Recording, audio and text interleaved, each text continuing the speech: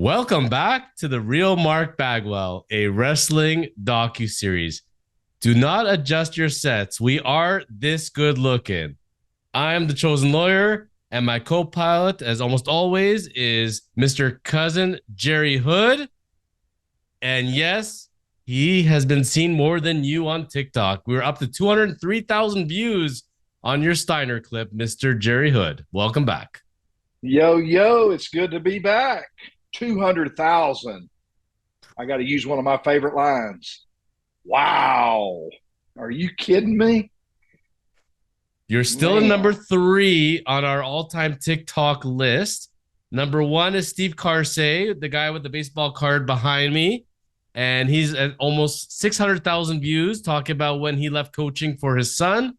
Number 2 is Melissa Lantsman, a politician in Canada, talking about her dislike of Justin Trudeau, who had 208,000 views. And Jerry Hood is right up on her heels with 203,000, talking about you better get out of the ring when the Steiners are in there or they are going to kill you. Oh, no doubt, for sure. I'm coming after both of them. Shout out to Steve Carsey. What a great guy. Yay. He probably doesn't like the jersey. That's okay. But, yeah, he's got a lot of views there.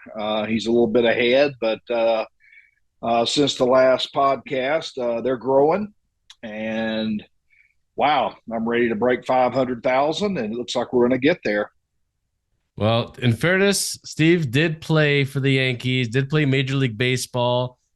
He did play for over 10 years and got what they call the golden ticket. Have you heard about this, Jerry Hood, about players that play 10 plus years? They get a golden card and it allows them lifetime access to any Major League Baseball stadium for the rest of their lives. Pretty cool, eh? I didn't know that, but I'll have to hit him up and we'll have to hit a few games, hopefully this summer for sure. Well, he's based out of Arizona and he's got better weather than you have in Atlanta right now and Marietta area. And I'm in Toronto, Ontario, Canada. So Steve is far laughing at us in Arizona, where his coldest day is warmer than our best day. So, yeah, man, I don't really mind the cold weather, as you know, with we're still here at the farm. We're getting ready to, like I said last time, to move over to Alabama. Deer season for us over there goes till February the 10th. And we're going to a little town. The Jimmy Claps guy's going with us. Gary Abbott, he's going. We're going to Carrollton, Alabama. That is just northwest of Tuscaloosa, over there where the Tide plays. We're going over there for a little while. We're going to be hunting over there and having a big time. And I know my sweetheart, Brandy, I know she's ready for the season to be over. And I got to get married again after February. And then 6 months will go by and then I'll, it's whenever I hear the name Brandy, you know what I always think about? Besides male entertainment establishments is when the Pittsburgh Penguins won the Stanley Cup one year and the announcer goes, Lord Stanley, bring me the brandy. No. I'll have to tell her that. Usually for her, it's the song, I think, by Looking Glass, Brandy. Right. And she gets that a lot. And hers is, don't forget, B-R-A-N-D with an I. And don't you get it incorrect. Do not get that incorrect. Well, before we get started on today's chapter in the Real Mark Bagwell series, we got to talk about our outfits today. So first of all, you're wearing a Red Sox jersey. We are taping. This is our first taping of the new year of 2023. So congratulations to us. This is chapter 29. We've been up to 29 chapters, Jerry Hood. Can you believe that? Wow. No, I can't. I was thumbing back through some stuff. My agent called me last week, and we were going through some things and financial stuff and everything, and just seeing how everything laid out, for last year. And he said, well, listen, this is what you've been paid for. This is how many you've done. This is what you haven't been paid for. And I was like, we have that many? Wow. So very pleased with that. Very pleased with TikTok. Very pleased with the Kormans. How's David Corman doing? David Corman had a great Christmas and New Year's. He's raring to go to close some real estate transactions. He's a little PO'd because Justin Trudeau, in his wisdom, has now banned foreigners from buying real estate in Canada for the next 2 years. Which, Uh, in a bad economy, you think, why do you not want people to invest money in your country? But that's Canada. So we will not get into that. But other than that, he's doing really well. Let's get to the Red Sox. What's up with the Red Sox jersey? this jersey is a Mike Lowell jersey. Lol. The first jersey that I wore to a Braves game when they played the Red Sox in Atlanta in the 90s. Mark and I went, and I wore this jersey, and I dug it out, and just some memories. Shout out to Marcus. What's up? And this was the jersey that I wore, and I selected it today, and there it is. It is a home jersey, and go Red Sox. What is Buff Bagwell's favorite baseball team? Is it the Braves? Probably so. I don't know that for sure. I'll ask him next time we talk. By the way, we have talked a couple times over the past couple weeks, Excellent. and Jonna had kind of coordinated that with us, and DDP, and he and I spoke about the podcast. They're very pleased with the podcast and what direction we're going. And like I said, he's doing very well, freshly out of rehab. And, as a family, I always say it, but we're happy and proud for him and better things to come. Saw a recent clip that he posted over on DDP's YouTube site, and the Mr. Rogers, Mr. Bagwell shtick is going strong, and people are loving it. People are loving it. Pretty soon, I'm gonna have to lose the shirt and the 8x10 with the flexing, and I'm gonna have to go get the cardigan. Mark Bagwell. That'll be the background scene one day, believe it or not. I love that. How about your shirt? Well, so when the good Lord smiles down on you, you know that when you got a girlfriend that enjoys wrestling, has a favorite wrestler, in fact, and buys you a wrestling sweater for Christmas. So this is my wrestling Christmas sweater. I love it.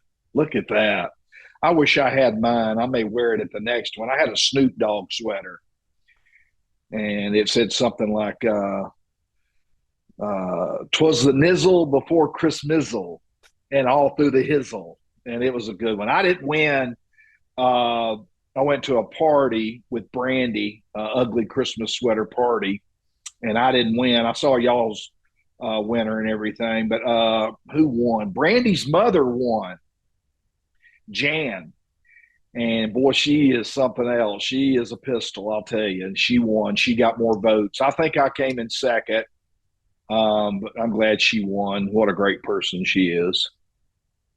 And in future episodes, I got to dig it up, but I have the ugliest wrestling sweater you'll ever find, and it's a Macho Man one. So remind me, Jerry Hood, in a few weeks. I will pull it out for us, and you're going to see the ugliest sweater known to man. But this one was provided by the girlfriend. Shout out to Emily. And her favorite wrestler turns out to be Y2J, Chris Jericho from back in the day. So I told her, Chris Jericho's still going. And she said to me, no way. I said, oh, yes, he is. So I brought out an AEW clip on YouTube and showed her Chris Jericho is still going strong. And she looked at me. She said, wow, he aged. It happens to the best of us. Listen, Y2J, imagine the Y2J gimmick, right? It's the anniversary. It's 23 years old now. And he made his WWE, WWF debut, and there was that countdown. Nobody knew what was going on, and he was standing there with his back to the crowd and that Y2J gimmick. I think one of the best introductions in wrestling history, and he's got to be on the Mount Rushmore of best wrestlers of all time. I mean, the guy is still writing his legacy, keeps reinventing himself. For a guy that I thought was going to be a jobber back in WCW days, because they were not using him well, man, he took off. So I think a lot of credit goes to Chris Jericho for what he's done to the industry. Oh, for sure. What a great guy he is. I haven't talked to Chris in many years, but what he brings to the ring and to the wrestling world, big energy, big time. And he knows what he's doing for sure. And his career speaks for itself. I mean, period. The end. Any Chris Jericho stories? Like, do you recall meeting him back in the day? Gosh, no, nothing big. Just a hey, how you doing? And of course, everybody labeled me as Buff's brother. That's Buff's brother. There's Buff's brother. That's Buff's brother. And that would be the only way. Even a lot of times when I say something, or if I've been trying to get in touch with some people lately for the podcast, I'll say cousin, and then they're like, "What?" But if I say Buff's brother, remember the time we went deer hunting, like Steiner and I? Then of course he's like, "Wait a minute, y'all are cousins or what?" Yeah, what? And so I just say brother, and that's the way it is, and that's the way it goes. Remember, we covered this off in a different episode because we talked about the fact that in wrestling, everybody likes to use the word brother, brother, brother. And I believe Hulk Hogan was the originator of that one, but I think that's why it took, because cousin doesn't roll off the tongue the same way as brother. I asked Brandy. Brandy's got a son. He's 18. His name is Cooper. And Okay. I asked him we did like a little Christmas dinner type thing. And I asked him and I said, Cooper, is it pronounced bro or bruh? And he said, bruh. I said, well, we say bro on the podcast. And he said, or Brandy said, that's because y'all are old. So I guess we're officially old. But, Mark says bro. I say bro at work. I Well, say bro. yeah, But it's remember, it's not spelled BRA when you say bruh. It's not like a bruh. It is bruh. So it's BRUH. Bruh. Bruh. she bought him a T-shirt. She bought Cooper a T-shirt, and it says "bruh," and I like that. I saw another T-shirt the other day. A guy had on somewhere. We were out shopping. We accidentally went down to the mall and spent a couple $1,000. We had to do it, and It's can't wait to see. Bagwellitis. It was Buff Bagwell at the mall on steroids, and it was fun. But I saw a guy. He had one on, and it was a Nike shirt, and it said, "You mad, bro?" Now, you've probably seen those before, but yeah, we had a blast. Now, I gotta ask you a sports question today. It just hit me the other day because you being based in the Atlanta area, right? Mm-hmm. Now, around these parts, I'm in Canada, so it's all frozen. We live in igloos, and we're all excited about hockey season. So I recall, Jerry Hood, that you and Mark Bagwell back in the day were living in an era when there was hockey in Atlanta, and there was a team called the Atlanta Flames, after the Atlanta Flames. the Atlanta um, Thrashers. Very good. Yes. Well, see, we had one before then as well, Atlanta Gladiators. I did not know about the Gladiators. I knew about the Flames. When the Sure, heck was the team called Atlanta Gladiators? Gladiators came after the Flames, and they were like supposedly a minor league division that played. I don't know. I say college teams. It was pretty good. I mean, we went. It was at the. I think it was at the Omni. Mm-hmm. Um, we went to a few. He had, matter of fact, one of the Braves games we went to, and he will remember, Marcus. He wore a Thrashers replica jersey to the Braves game. We get down there, we're sitting first or second row behind home plate as usual, and the Braves are getting beat like 70-0. Nobody's happy, and it's not good. Nobody's cheering. And all of a sudden, they put him on the big screen with the jersey on. He's got the hat on backwards. The goatee is perfect. And the crowd went berserk. And then the little kids started lining up outside. The ushers had to ask them to leave. They were lining up for autographs and stuff. But that was a good memory. I know he'll remember that. And but they had some good looking uniforms. And it's just, it's hard in Atlanta for anything to make it big. Like we just had the national championship here, and of course it was sold out. The Bulldogs played and we won, and we're going to the national championship. But there's so many things to do in Atlanta, and everything's so spread out, and everything happens at the same time.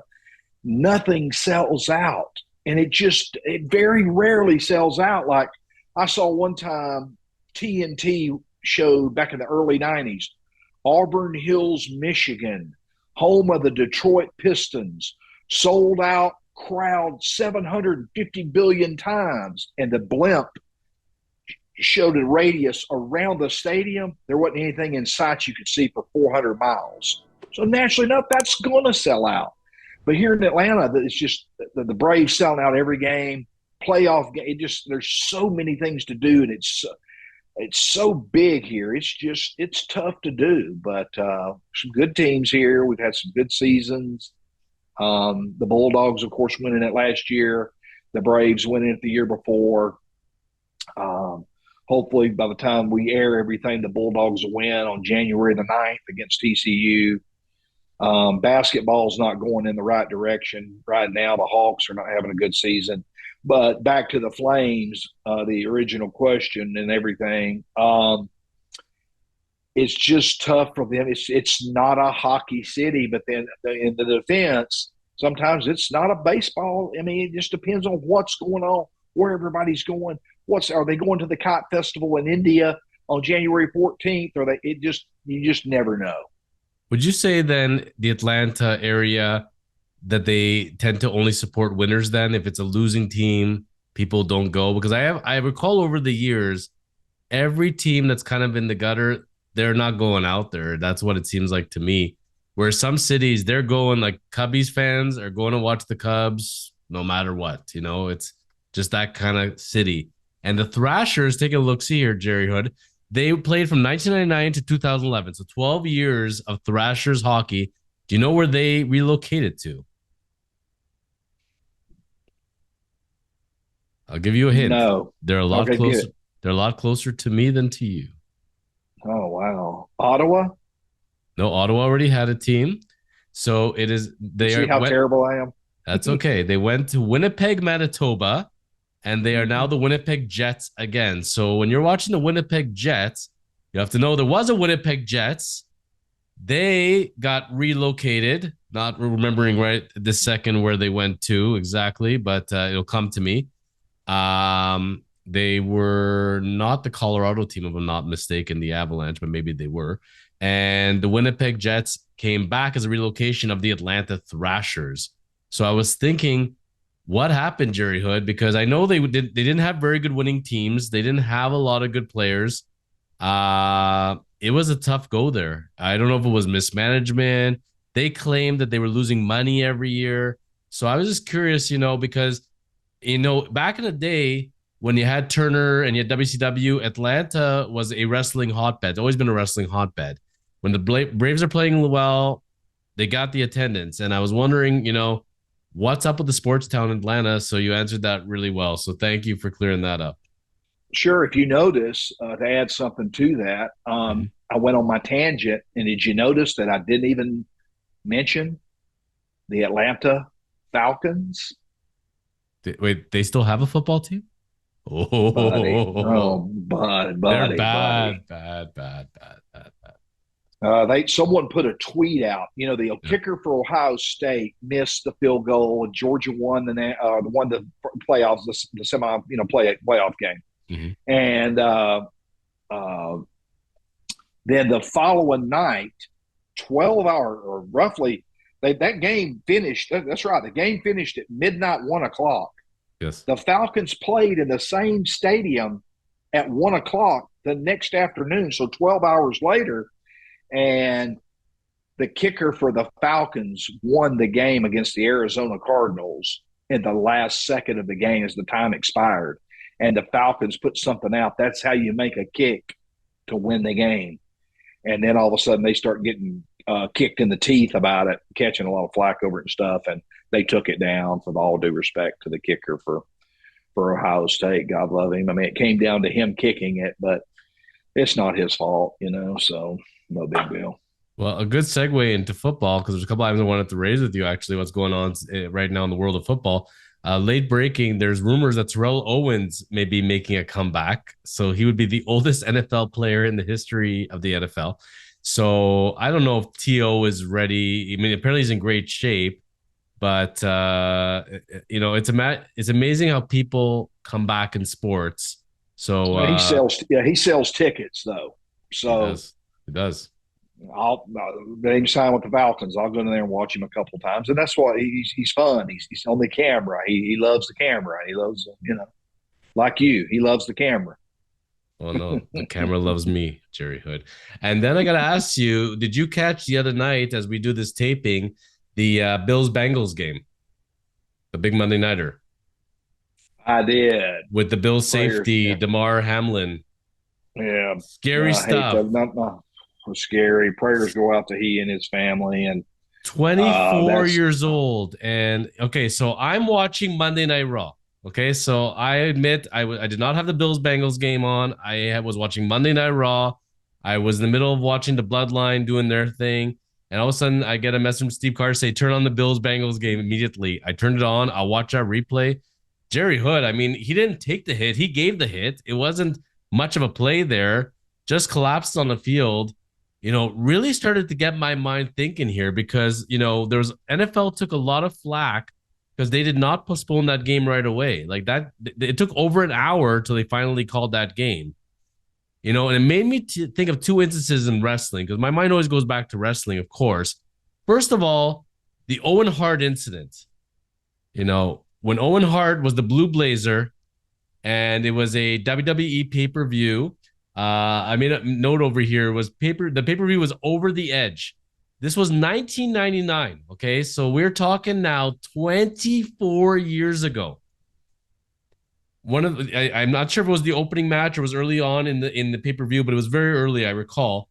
And he was supposed to be brought down, and it was part of the gimmick that he's coming down as the Blue Blazer. The cord snaps. He falls like 70, 80 feet onto the top turnbuckle. Internal bleeding. They got to rush him to the hospital, and he's pronounced dead. Think about this now in this day and age, Jerry Hood. That event went on. They kept wrestling after like a 15-minute delay. His blood is still on the ring, and they kept wrestling. You would never see that today. Never, never, ever, never. But then, you think about this now, and the NFL didn't call it right away. So was there an actual hesitation whether they're going to play this thing? You saw the look on concern of everybody's face, the teammates, the Bengals players, and maybe think back to wrestling, man. And wrestling is a really, really cruel reality. Wrestling is a cruel sport. And do you recall that Blue Blazer incident and everything that was surrounding it back at that time? yeah, that was brutal, brutal times. I don't remember where we were. My agent and I were talking about that the other day. It's weird you bring it up, and it's yeah, the show goes on, and a step further than that, Marcus breaks his neck in the ring, TNT, whatever, on Monday night, and boom, we're panicking and on the phone and trying to get whoever on the phone. My phone's lighting up, and all of a sudden, they go to several breaks, and by this time they had contacted, Judy and Big Steve, and they had let us know what was going on so we could get to the hospital.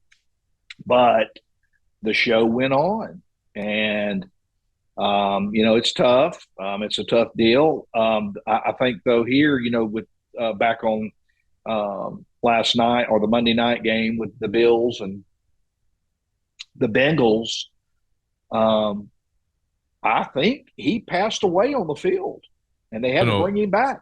Oh, he was out. He was definitely out. They did have to revive him. Correct. He's in critical condition in the hospital, having to put a breathing tube in him. Like he's in rough shape. Obviously, it's a very scary thing at a young age for that to happen.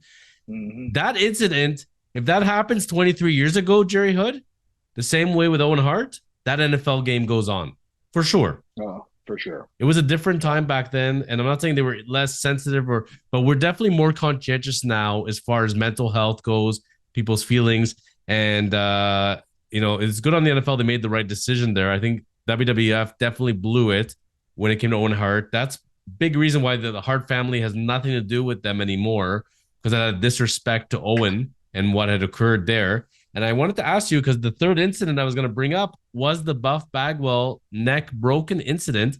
Now, just to reflect back in time, I took a couple of notes here.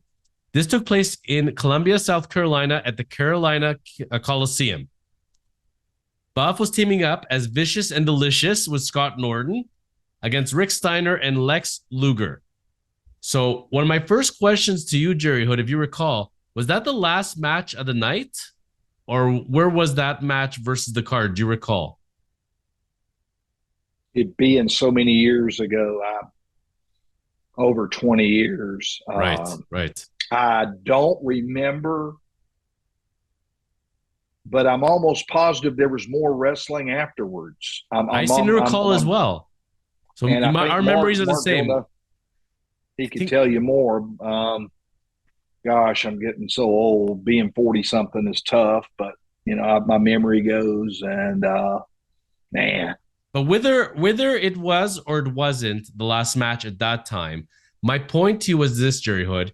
Let's say now we are in the year 2023, and Buff Bagwell is in the ring with Vicious and Delicious, his teammate, and that same incident happens to him early on or in the middle of a wrestling card, and you watch him paralyzed and being taken away. I think in this day and age now, that wrestling card is now over. They are stopping the production.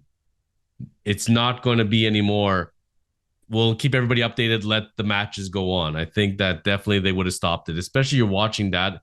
And because when I was watching what had happened to Damar Hamlin and his incident, and I went back and I watched the Buff Bagwell incident of breaking his neck, here he collapses. We don't know what's going on. Here we watch him taking the bump. We watch his head snapped.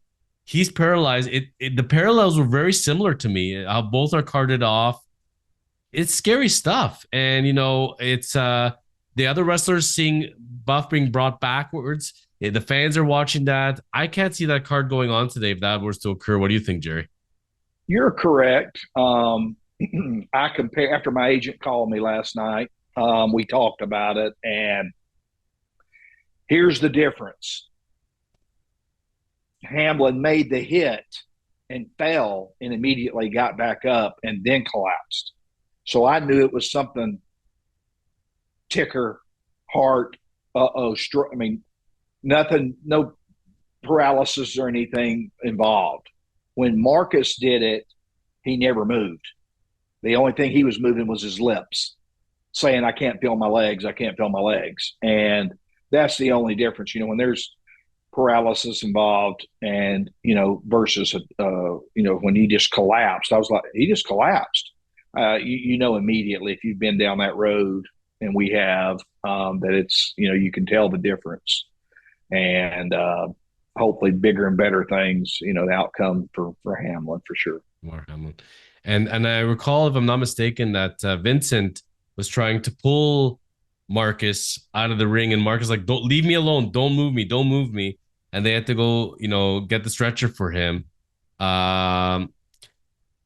Jerry Hood, you don't wish this upon anybody, and you certainly, well wishes and obviously thoughts and prayers to Damar Hamlin.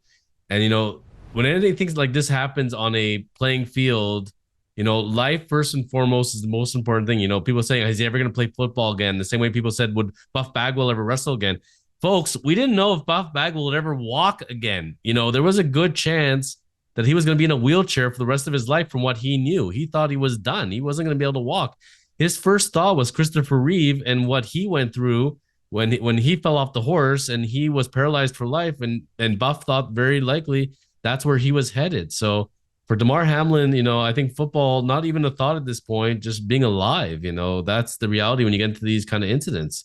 Owen Hart, when he fell down from the rafters, they were just hoping he's going to be alive. He didn't survive. Obviously, he passed away in the hospital. It wasn't immediate on the impact. But you can imagine when you have that kind of impact, you have internal bleeding and you're alive for that short window, the quality of life for that short window, Jerry Hood, is very much not enjoyable. The same way for Marcus, when he couldn't move his legs, he couldn't do anything except for moving his lips. That fear, I can't say there's anything worse than that. Yeah, he was scared to death. The finish didn't happen the way that they called the finish, and Scotty is kind of in disbelief, I guess, too, watching him. Whatever he's supposed to cover Rick, and didn't happen.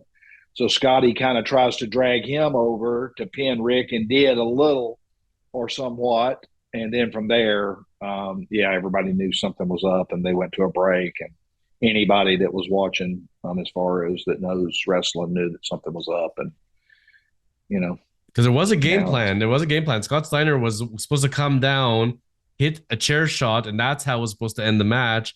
And when somebody gets injured and they give the sign they're injured, they got to make a quick ending. So the plan for that matchup didn't go the way it was planned. In the same way, Bills and Bengals fans, we're all set for one of the greatest football games of the year with two of the hottest teams and 7-3 score, and the game is not continuing. So, as much as we love wrestling and we love sports, life always overtakes, these sports arenas. yeah, for sure. Yeah, we'll just have to see about that game. The game, that's the furthest thing from everyone's mind, and that's great. I'm happy for that. The NFL not calling the game immediately. I mean, there's so many people that you've got that are involved that it just takes a minute for the phone calls and the talking it over, then talking with the team and their team and back to Sean McDermott and back to the Bengals, and it just takes some time, and then TV, and and it takes time, and that game basically is a missing piece to the puzzle of the playoffs and how everything ends. So I don't know what they'll do. I haven't heard. I don't, who's going to get that slot above who. What I don't know what they'll do, because they can't play it Wednesday or Thursday, and then another game on Sunday, and then is that who knows? Are they just going to leave it like that and skip that game? And it's to be determined. I mean, it is. There's a lot still out there, but first and foremost, Hamlin's family and the well wishes and prayers go out to him, and that's first and foremost. Well, for every Owen Hart that we lose tragically, we get back a Buff Bagwell that fights and is stronger than ever. So may Damar Hamlin be our Buff Bagwell and come back to the playing field and alive and stronger than ever. So we're wishing him well. So this is how we're finishing off this chapter today. And we say also rest in peace to the Atlanta Thrashers. And we will not be seeing hockey again in Atlanta probably for our lifetime. And that's all right, because the fans of Winnipeg are saying A to their Jets. And we'll pause today in this chapter. We'll come back next week, Jerry Hood. The fans are back for you, brother, and for Mark Bagwell, and they got some comments. So it's time to bring back some comments, and let's hear what the fans got to say. Let's do it. All right. See you back next week, brother.